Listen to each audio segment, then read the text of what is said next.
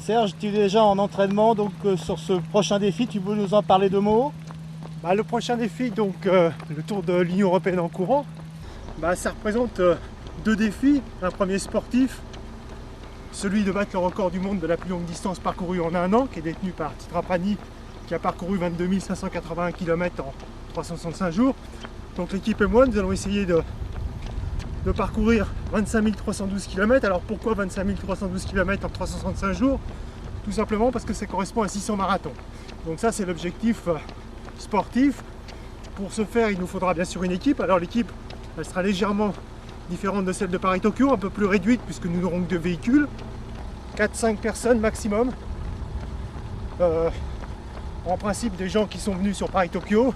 Et puis Laure qui sera toujours là, bien sûr, pour gérer toute cette équipe. Bon, après, bien sûr, après avoir parlé de l'équipe, il faut aussi parler bien sûr de la préparation.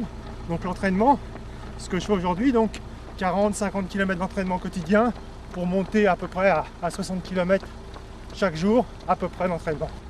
Alors tous les pays de la communauté européenne vont être traversés. Alors, nous n'allons pas traverser les 27 États de l'Union Européenne parce qu'il y en a 2 qui sont assez difficiles à atteindre, c'est Malte et Chypre. Bien sûr, ce sont 2 îles et ça poserait trop de soucis au niveau du transfert des véhicules. Donc, nous n'allons traverser que 25 pays de l'Union Européenne et toucher bien sûr 25 capitales. Qu'est-ce qui est différent, Serge? C'est un partage, ce nouveau défi par rapport aux autres? Qu'est-ce que tu as compris de tes anciennes courses? La façon différente d'aborder cette course, c'est peut-être dans l'idée de la partager beaucoup plus concrètement avec les autres. Jouer très modestement les Forrest Gump. Pourquoi cette volonté de faire courir les enfants, Serge? Tout d'abord, j'ai la volonté de faire courir les enfants autour de l'Union Européenne. Tout d'abord parce que bien sûr, en tant que père de famille, je suis sensible bien entendu aux enfants. Et puis en amenant peut-être 2 messages. Le premier, celui de leur faire découvrir l'Union Européenne et surtout leur montrer un petit peu qui sont leurs homologues au fin fond de l'Estonie, au fin fond de la Grèce.